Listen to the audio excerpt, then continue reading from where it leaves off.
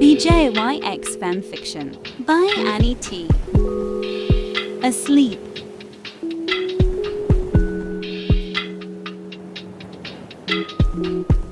After a long day of filming, Gegay felt so exhausted.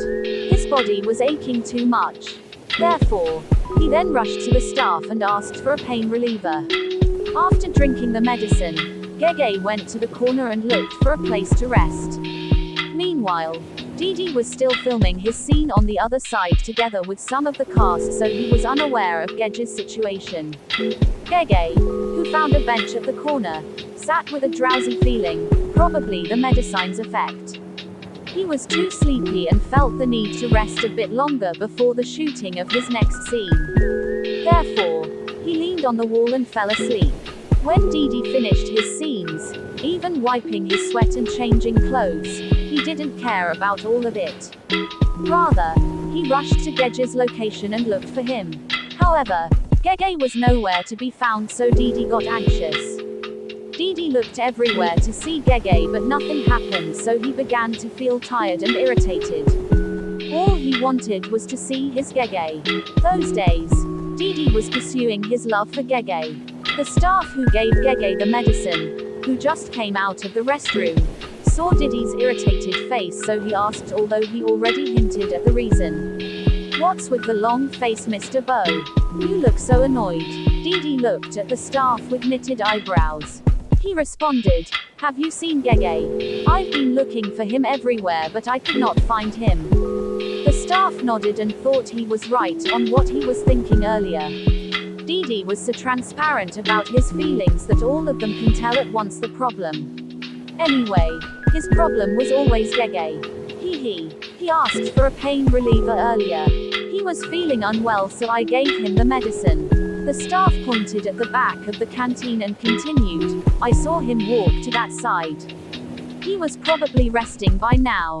Didi, who was always a bit rude, left the staff without a word, making the latter to pout, but he was used to him, so he shrugged after and went back to his work. Meanwhile, Didi rushed to the direction the staff pointed him and saw Gegay alone, leaning on the wall with his head lowered down. He felt pity on his Gegay, so he carefully approached, making sure not to awaken Gegay, who was sleeping soundly.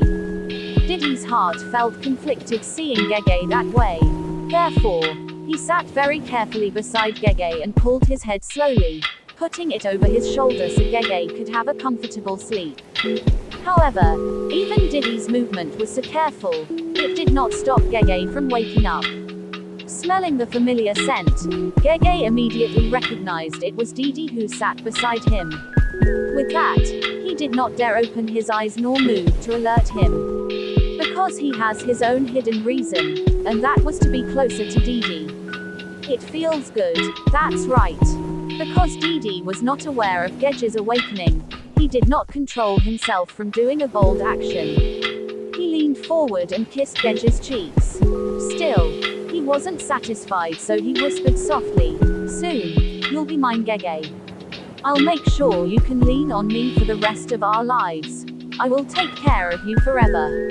Unbeknownst to Didi, the sleeping Gegay curved his lips in a smile and could not control his fast heartbeat. He was about to giggle aloud, so he bit his lower lip not to make any noise. The ants under the bench suffered a sudden heart attack upon hearing those cheesy words from Didi's mouth. Rolling on the floor laughing after hearing those cheesy words from Didi's mouth, Gegay fell into slumber comfortably with curved lips. Didi, besides Gegay, was smiling like a fool. It was inexplicable happiness he felt being besides the person he adored the most. A little bit later, Didi fell asleep too.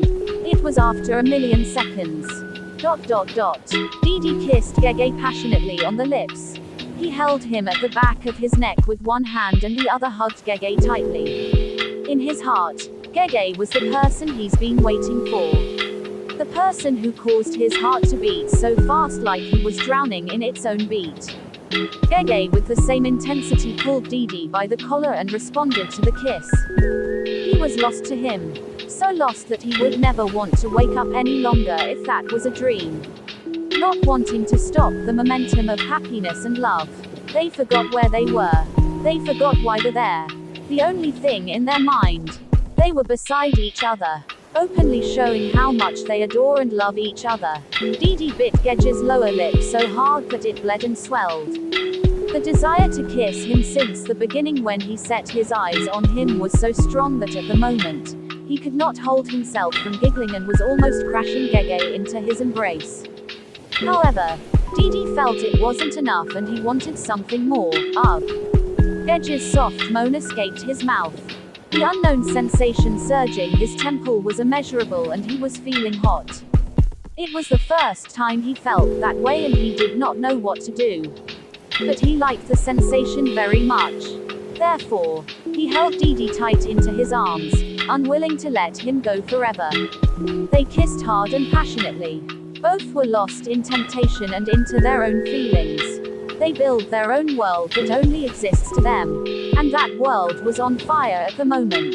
Gegay, Gegay, be mine forever. Didi's hoarse voice broke the silence of the momentum. Gegay looked at Didi full of inexplicable emotions.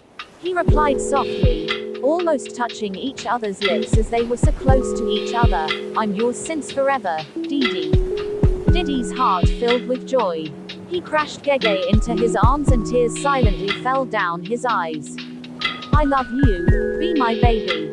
Gegay, however, raised his eyebrows and leaned forward to whisper at Didi's ear and complained, I don't need a baby. I need a husband. Didi smiled sweetly. Ah, ush, ush, chorused by the ants that just now recovered from a sudden heart attack earlier, collapsed when Didi slapped them very hard while they were crawling on his feet that caused him to wake up. Rolling on the floor laughing. Thank you for watching.